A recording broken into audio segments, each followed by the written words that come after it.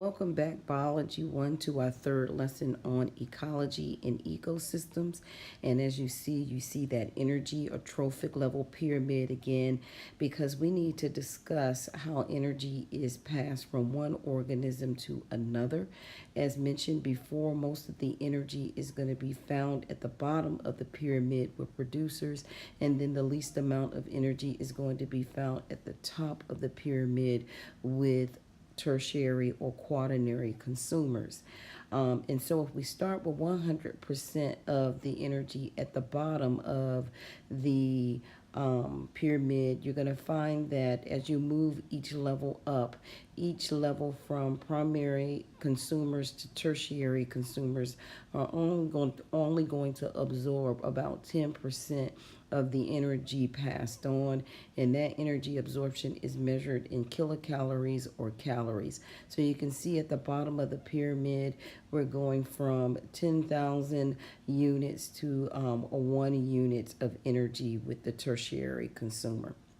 So now we're going to go ahead and move on and talk about consumers and their role within the ecosystem.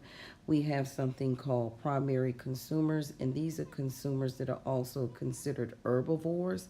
Herbivores are those organisms in an ecosystem that consume plant life. So they eat plants only, and then they're able to pass that energy on to the next organism. Producers are going to be algae, and then primary consumers within an aquatic system are going to be what we call zooplankton, and that's going to be things like shrimp. We also have something called phytoplankton, which is also a primary consumer within aquatic systems, and that's going to be something called a diatom. We're going to move on to secondary consumers, and typically secondary consumers are going to be those organisms that are considered omnivores, which means they eat both plants and meat. So these are what we call secondary consumers. We're going to move further up the pyramid, and you're going to find in aquatic systems, sharks are going to be tertiary consumers, along with in Arctic life, polar bears, and the owl are going to be tertiary consumers. And tertiary consumers typically are carnivorous. They're carnivores. They eat meat only.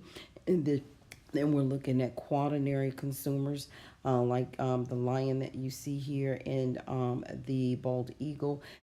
They both are considered a keystone species, which means that if something happens to the lion or the bald eagle, that you're going to see a decline or a breakdown in the ecosystem. One of the other things that you see pictured here are going to be what we call detrivores, and these are organisms like worms, fungi, butterflies, geckos, bacteria. They're responsible for breaking down dead plant and animal matter, so they get their energy from dead organisms, and they feed that nutrients back into the entire ecosystem. You also need to know that organisms like bacteria go through something called chemotaxis, and the chemotaxis is basically when an organism senses a certain chemical in the environment, and they're actually drawn to it, or they're actually pushed away from it. So whenever they're drawn to it, is going to be called chemoattractants, and when they are pushed away from it or want to leave from the environment, it's called chemorepellents. So basically, chemotaxis is going to be when an organism is following its senses as it relates to chemicals that are released into the atmosphere. Then you have something called nutrient cycles. These cycles are going to involve your essential elements that we talked about earlier in the school year. So carbon, hydrogen, oxygen, nitrogen, phosphorus, sulfur are all involved in these cycles. And so each one of them has a way in which it cycles through organisms and the environment. Carbon is going to be, and oxygen are going to be cycled through through the environment through photosynthesis and cellular respiration, which we've already talked about. And then the sulfur cycle is going to be processed through the fact animals go through cellular respiration and release hydrogen sulfide through excrement.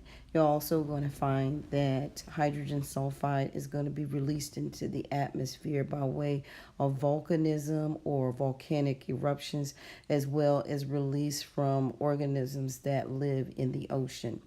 One of the other things that you need to be mindful of is that hydrogen sulfide is often used as a fertilizer because, again, those plants and animals are going to absorb those nutrients that have been released as a result of the breakdown of dead animal and plant matter by decomposers or detrivores.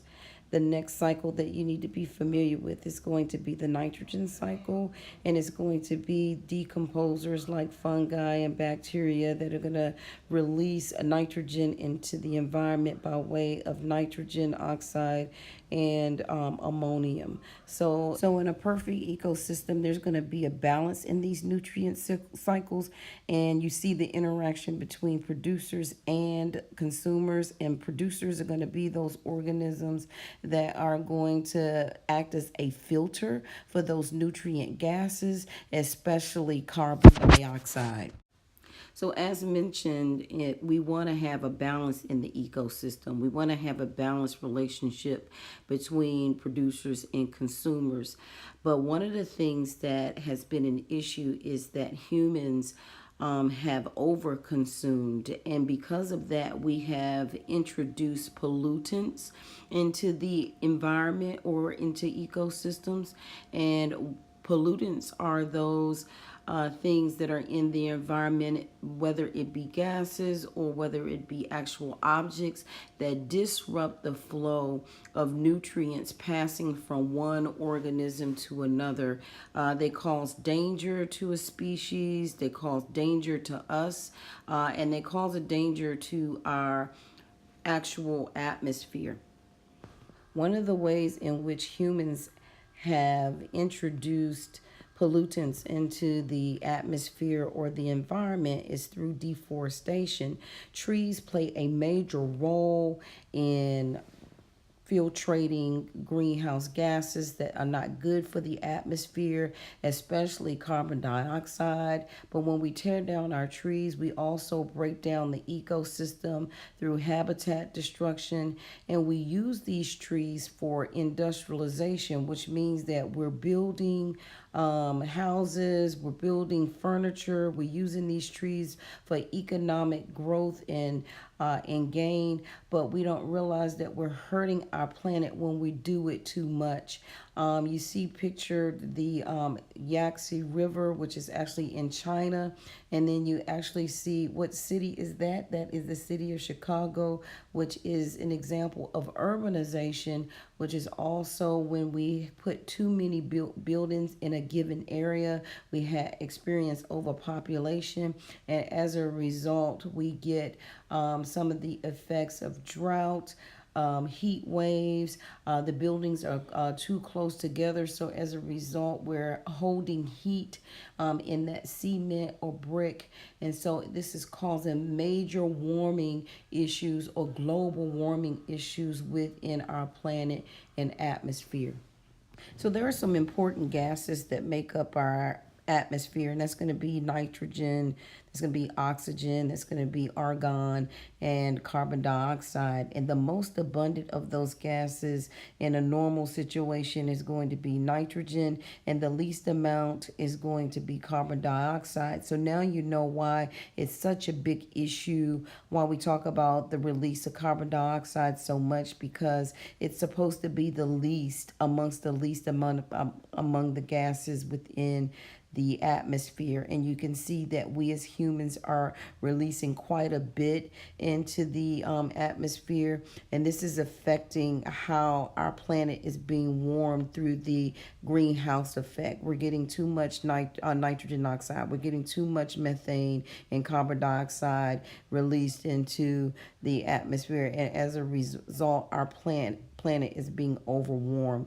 When we think about global warming, one of the other things we need to be thinking about is what we call CFCs, chlorofluorocarbons. These are usually released through carbon emissions as well as through what we call aerosol cans. These actually increase in the atmosphere as a result of human impact. And when we do that, we cause an overwarming of our planet. Therefore, we end up with what we call global climate change. Climate change is when there has been a change in temperature, there's been a change in precipitation, there's been a change in pressure, there's been a change in wind and wind direction in a given area over a long period of time.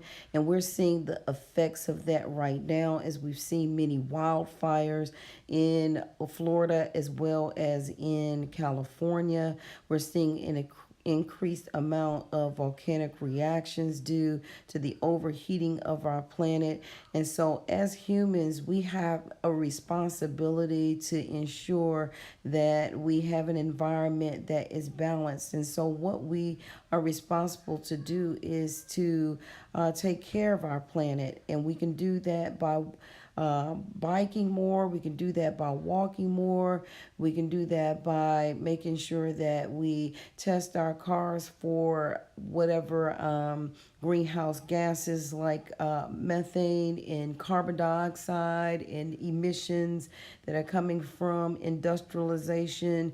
We can put laws in place to ensure that we are measuring the amounts of greenhouse gases that are released into the air, laws into place to ensure that we're not endangering species through clear cutting, which means that we're just cutting down trees as a result of thinking about how we can strategically cut trees down and still maintain the habitats of species that contribute to our planet. And then we can reduce, reuse, and recycle. So cut down on the amount of things that we use. Maybe it's the amount of detergent that we're using, soaps that we're using. Cut down on the amount of plastics that we're using and putting back into the environment or ecosystem, and then we can reuse. So we, instead of buying things over and over again, maybe invest in a bag that we can use over and over again when we go to the grocery store, and then we can recycle. So we can take those things that we have put into the environment and clean them up and again put them back into cycle and circulation to be used. And so with that being said, we have covered our lesson as it relates to ecosystems and the relationships between producers and consumers, and the consumer's role within the ecosystem and human impact. So I look forward to speaking to you soon in our next lesson as it relates to ecology and how changes in an environment or climate leads to evolution.